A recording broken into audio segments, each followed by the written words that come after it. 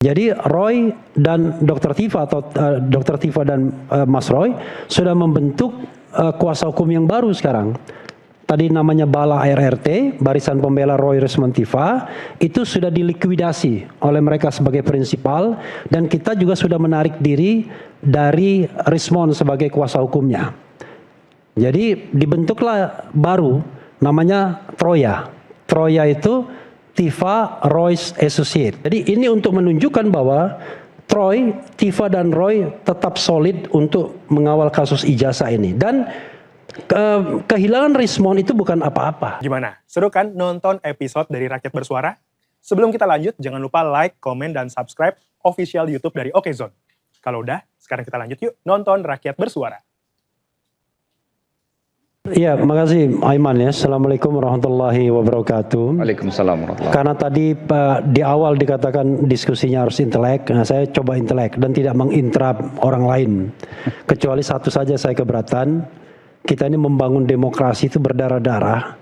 Jangan sampai kemudian sudah menikmati kebebasan ini, ada orang-orang yang mengatakan sebentar-bentar lapor polisi dan lain sebagainya. Jadi saya berkeberatan dan terus terang tidak tertarik dengan debat seperti itu karena nggak mutu. Itu satu ya. Nah saya ingin memulai begini. Judulnya kan adalah Resmond berbalik arah, Roy CS terbelah. Saya balik ke tema ini. Resmond berbalik arah itu adalah fakta. Tapi Roy CS terbelah itu asumsi. Jadi tepuk tangan boleh ya. Karena kalau yang kita masuk dengan RRT itu, Roy Resmond Tifa misalnya, atau di klaster lain ada Roy, kemudian ada RRK, ya, Rizal Fadila, kemudian Kurnia, dan kemudian ada Rustam Effendi, maka justru makin solid masing-masing klaster tersebut. Jadi Roy dan Dr. Tifa atau Dr. Tifa dan Mas Roy sudah membentuk kuasa hukum yang baru sekarang. Tadi namanya Bala RRT, Barisan Pembela Roy Resmond Tifa, itu sudah dilikuidasi oleh mereka sebagai prinsipal dan kita juga sudah menarik diri dari Resmond sebagai kuasa hukumnya. Jadi dibentuklah baru namanya Troya. Troya itu Tifa Roy's Associate. Okay. Roy Tifa Advocates, ya, Troya. Paham kan Troya kan? Iya. Itu adalah kereta kemenangan. Nyindir. Hah? Enggak, Troya itu kan kereta kemenangan. Nah, kalau kan? Troya itu orang pikir kan ada disisipkan lalu kemudian dihancurkan dari dalam. Ya, orang berpikir jangan-jangan maksud Troya itu Bung Resmond dituding seperti itu. Enggak, Troya itu adalah kereta yang mengantarkan pada kemenangan. Ketika Achilles dan kawan-kawan bingung bagaimana menundukkan benteng, dia membuat kuda Troya. Nah, dan yang bergabung ya bukan tambah surut, tambah keren yang bergabung. Kita kehilangan satu tapi tumbuh 1000. Jadi ada yang baru, Munarman bergabung, ya. Kemudian Dr. Najib Gismar bergabung, Dr. Lutfi Hakim, senior saya di Fakultas UGM 6 tahun di atas saya juga bergabung. Dan nanti kami akan buktikan akan lebih banyak lawyer-lawyer yang bergabung dibandingkan pihak yang lainnya. Ya. Nah itu aja. Itu menunjukkan bahwa hati nurani untuk berjuang itu tidak bisa dikalahkan hanya dengan fenomena Resmond ini. Itu pertama. Yang kedua, kalau kita bicara fakta dan data dan analisa, ya, kita harus bedakan fakta, data dan analisa. Kalau analisa kita bisa berdebat, tetapi itulah kepintaran kita untuk membuat analisa yang meyakinkan. Tapi fakta dan data itu kan tidak bisa dibantah kalau kita mengemukakan fakta yang sama-sama kita ketahui. Jadi Resmond berubah itu yang kita ketahui itu pada tanggal 11 Maret. Saya mengetahuinya dari seseorang yang mengirimkan link berita CNN kepada saya kalau Resmond kemudian mengajukan restoratif justice. Saya agak kaget karena sebagai koordinator tim saya tidak pernah dikasih tahu oleh Resmond. Dan kemudian tetapi intinya adalah kita tidak pernah menyesalkan orang yang mau mengambil jalannya sendiri. Tetapi yang harus kita pahami adalah faktanya adalah Resmond dilaporkan karena dugaan ijazah palsunya di Yamaguchi University.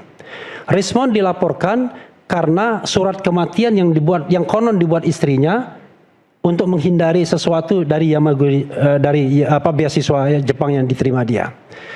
Dan itu bukan perkara ringan, karena langsung berproses cepat di Polda Metro Jaya.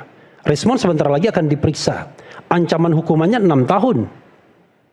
Jadi, dan itu cepat sekali menggelinding. Sudah melibatkan istrinya pula. Jangan lupa ya, Rismond sampai sekarang belum punya putra. Jadi kalau dikatakan tadi kembali ke anaknya dan lain sebagainya, itu nggak benar. Nah, dalam kondisi seperti ini, maka saya selalu bilang, killing the messenger.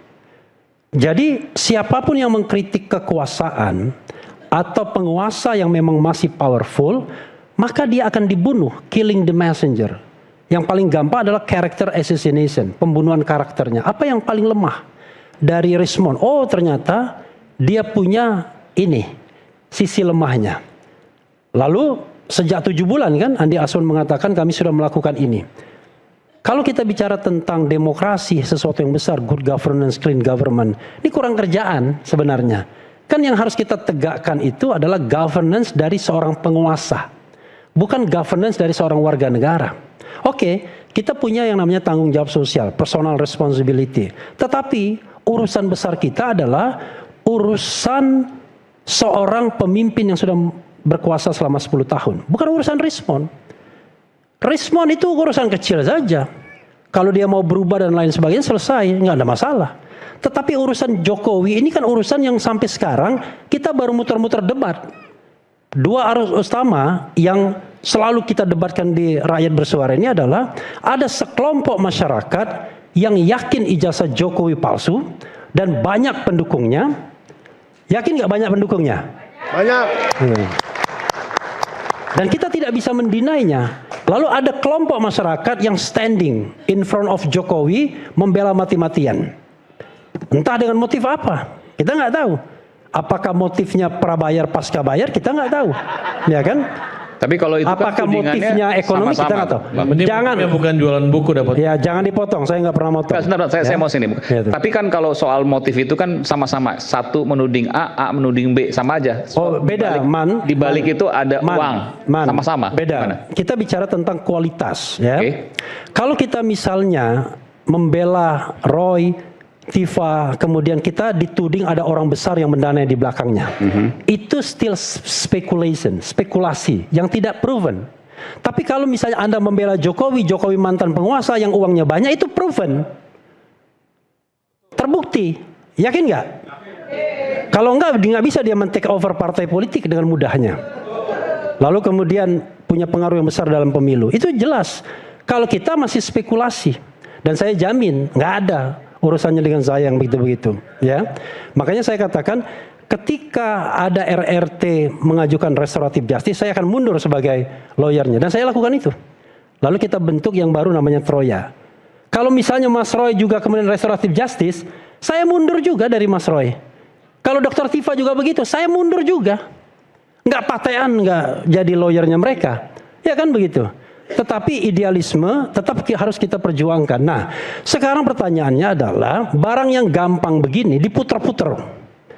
Diputer-puter dari kapanpun.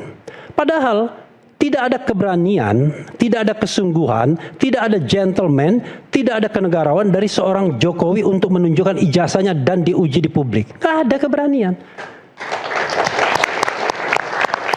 Kalau Anda mengatakan bahwa ijazah yang benar itu adalah yang ditunjukkan di Polda Metro Jaya pada tanggal 15 Desember 2025, konyol semua kita. Bagaimana kita berdebat? Keberatan tidak berani, Mas. Tolong, saya tidak motong Anda. Ya. Tolong, saya tidak motong Anda. Dan sudah Tolong, saya tidak motong Anda. Ya. Jangan galak-galak. Saya tidak motong Anda. Emosi. Ya. Saya tidak emosi, tapi ini tekanan, ya. Oke, tapi silakan dipersingkat. Oke. Jadi, ya, kalau ditunjukkan baru pada tanggal 15 Desember dan semua didinai semua, maka kita ini konyol semua jadinya. Padahal yang tanggal 15 Desember itu sepintas saja ditunjukkan sebentar 5 menit, sudah itu hilang lagi barang ini. Ini bulan apa ini? Ini bulan Maret. Kalau kita bilang Januari, Februari, Maret, kita berdebat lagi 3 bulan untuk barang yang kemudian ditunjukkan sekilas. Ada nggak peluang untuk menunjukkan bahwa ijazah itu benar-benar asli? Yang saya katakan, kalau memang benar-benar asli, dan proven melalui putusan pengadilan yang berkekuatan hukum tetap, ya kita akan minta maaf. Ada CLS, citizen lawsuit. Tunjukkan di sana. Citizen lawsuit itu pengadilan juga. Pak Jokowi pernah mengatakan, saya akan tunjukkan di pengadilan, ya, ijazah saya dan lain sebagainya. Begitu ada citizen lawsuit yang jelas-jelas petitumnya itu minta agar ijazah ini dinyatakan palsu, which is harus sebaliknya dia membuktikan, tidak datang juga ijazah yang konon katanya asli. Padahal Polri adalah pihak yang juga digugat. Ingat, yang digugat itu Pak Jokowi, kemudian Rektor UGM, Wakil Rektor UGM kalau tidak salah sebagai institusi, dan kemudian kepolisian. Polisi itu Polri, Polisi Republik Indonesia. Nggak datang juga. Nah pertanyaannya adalah, appeal saya kepada pihak penyidik juga. Kita ini mau menyelesaikan masalah yang sesungguhnya atau enggak? Ataukah kita hanya menunggu agar Roy Suryo meminta maaf juga datang ke Solo, brokernya banyak, Dr. Tifa datang ke Solo, brokernya banyak, ataukah kita mau brokernya banyak? Brokernya banyak. Yang mengajak maksudnya banyak? Iya. Contoh misalnya? Loh, Farhad aja pernah menawarkan kita. Oke. Iya kan? Satu lagi? Siapa saja, ya kan? Yang dan ditawarkan itu, termasuk ke Anda juga maksudnya. Udahlah Bang Refli, ajak Mas Roy. Farhad tadi aja waktu break masih nawarin ke sini, coba bayangkan. Gimana? Gimana? Masih nawarin restoratif justice. Waktu break tadi. Godain dia. Iya. Godain aja. Mas, Bang Gafur punya bukti WA dari. Ya sudahlah. Tapi saya tidak ingin pada bagian itu. Apakah kita ingin menunggu Dr. Tifa? Boleh nanti dibuka. Sekarang isu yang berkembang misalnya, pernah juga diomongkan Farhad ya, dalam itu Rismon dan Dr. Tifa sudah akan ke Solo, sudah minta restoratif justice. Faktanya kan Rismon hari ini, ya that's okay, nggak apa-apa. Tetapi jangan lupa, saya sudah mengatakan dalam latar belakang apa dia kemudian minta maaf tersebut. Anda kalau kemudian di-kill, ya makanya saya bilang killing the messenger, maka terjadi operasi intelijen akan datang juga pada Mas Roy. Mas Roy kira-kira apa kelemahannya yang paling utama? Nah inilah yang menurut saya menjadi tidak sehat dalam demokrasi kita. Sorry Bang Refli, tadi menurut Anda kelemahan dari Bang Rismon adalah soal ijazahnya? Salah satunya, fakta kan? Ijazah S3 doktor. Iya, karena sekarang ini ya. Yang diduga palsu, Anda mengatakan itu? Iya, sekarang ini saya hanya mendapatkan video dari yang namanya Taufik Fakih, yang sudah datang ke Jepang. Unfortunately dia cuma datang ke perpustakaan, ya kan? Belum ada yang namanya official statement dari Yamaguchi University. Tetapi kita hargailah investigasi dia jauh-jauh ke Jepang, datang ke perpustakaan yang katanya tidak ada Rismon menyelesaikan S3, karya S3-nya di sana dan lain sebagainya. Tetapi ketika Rismon berubah, maka justru kita menemukan korelasinya untuk mengatakan jangan-jangan ini yang menjadi penyebab utama bahwa dia berubah. Karena itu saya ingin menghargai Rismon. Tetap, apa penghargaan saya terhadap Rismon? Saya mengatakan, Rismon sebelum tanggal 11 Maret 2026 adalah Rismon yang genuine. Rismon yang mengatakan apa adanya. Rismon yang membuat Jokowi's White Paper menyumbang 480 halaman. Rismon yang membuat Endgame. Kalau Anda menjadi seorang peneliti, seorang penulis, Anda tidak mungkin membuat kebohongan berlembar-lembar ratusan-ratusan tersebut, kemudian membuat statement dan lain sebagainya. Jadi karena satu hal yang paling penting tadi, yang paling krusial, dan itu titik lemah adalah dugaan ijazah palsu Dr. Rismon. Dan surat kematian. Dan surat kematian apa itu? Bisa Anda jelaskan? Jadi diduga juga Rismon melalui orang dekatnya, ada yang bilang istrinya, tapi saya tidak mau menuduh, membuat surat kematian bahwa Rismon itu sudah meninggal.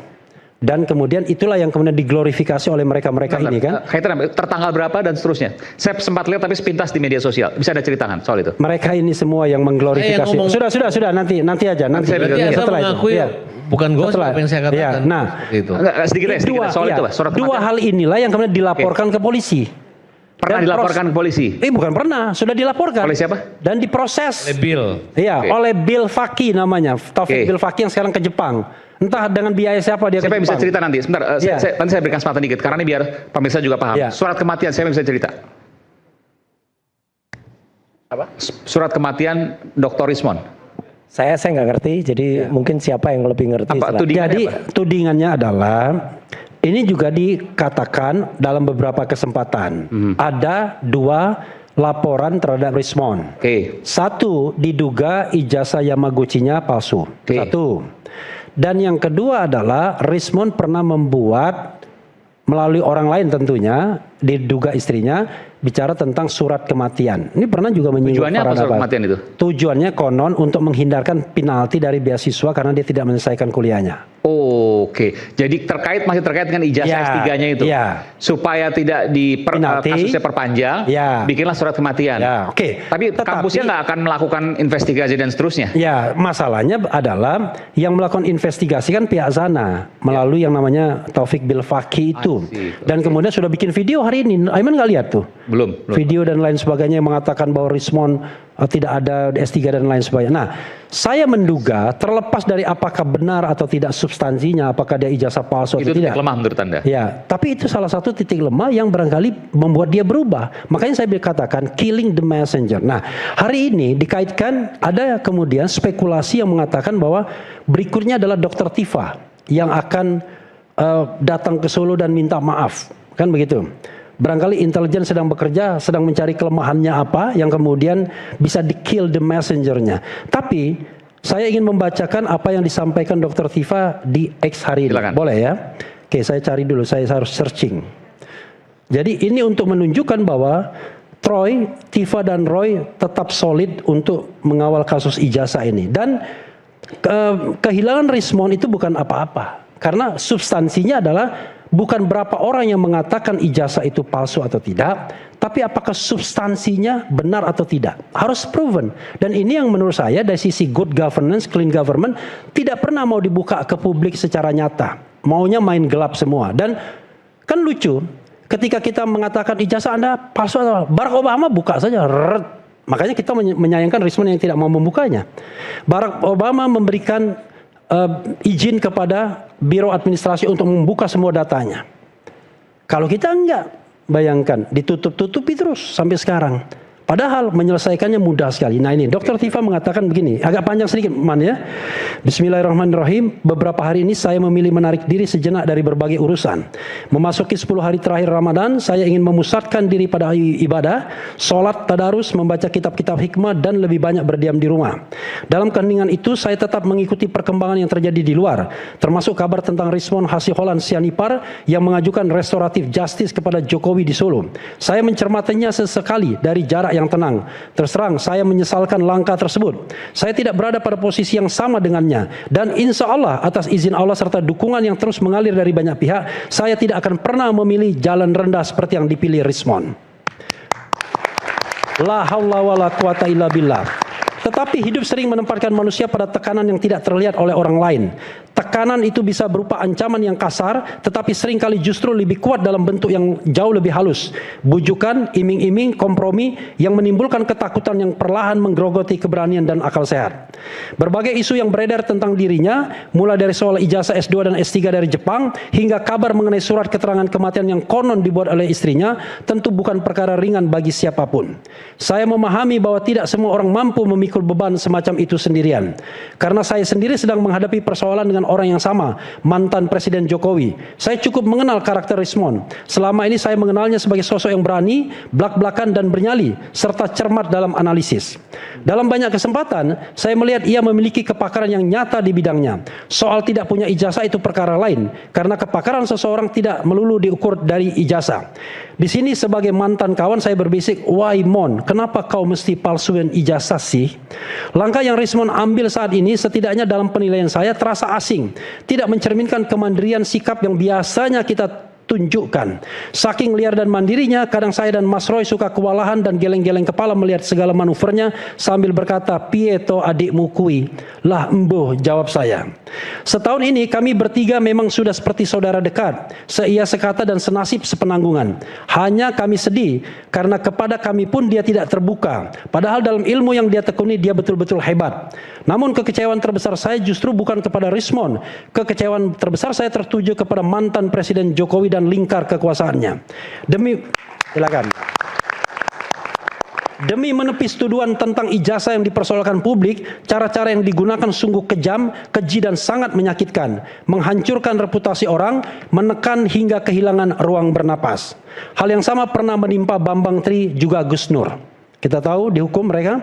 Dan kini sejarah itu seperti berulang pada Rismond. Dibuat hancur harga diri melata, begitu rendah tak berdaya. Kekuasaan seharusnya melindungi rakyat, bukan alat untuk membungkam mereka yang bersuara. Tetapi sejarah selalu mengajarkan satu hal. Kekuasaan yang digunakan untuk membungkam kebenaran pada akhirnya justru memperbesar gema kebenaran itu sendiri. Sudah terbukti masih banyak orang yang bergabung. Namun saya tidak ingin larut dalam kemarahan. Ramadan mengajarkan kita untuk menahan diri, menjaga hati tetap jernih, dan menyerahkan segala sesuatu kepada Yang Maha Mengetahui.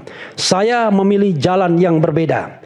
Dengan dukungan banyak orang dan dengan sepenuhnya berserah kepada Allah, saya akan tetap melanjutkan perjuangan ini. Perjuangan untuk kebenaran memang sering kali sunyi, kadang juga menyakitkan. Tetapi kebenaran memiliki sifat yang tidak dimiliki oleh kekuasaan. Ia tidak pernah benar-benar bisa dimatikan. Selama masih ada satu orang saja yang berani berdiri, kebenaran akan tetap hidup. Dan saya memilih untuk tetap berdiri. Salam Tifa. Boleh saya respon?